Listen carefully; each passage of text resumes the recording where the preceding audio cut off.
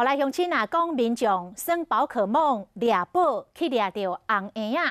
伫新北市中和的中原二街，民众去掠宝，结果发现这个人行道有一个纸箱啊，拍开一个看，竟然是拄啊出世的查某婴仔，参载大拢也未加掉。警方一路追查，原来是一个才20岁越南籍的女义工，甲红婴仔等伫路边。才大出世的查某婴仔，互人藏伫箱仔内面，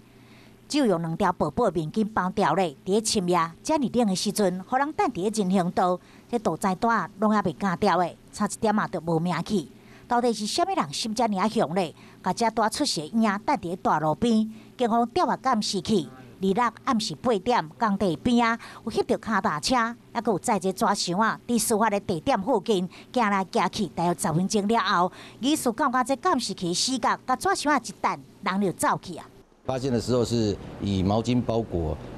然后就放在那个纸箱内，立即通知采证人员到场采证。疑似是骑乘脚踏车啦。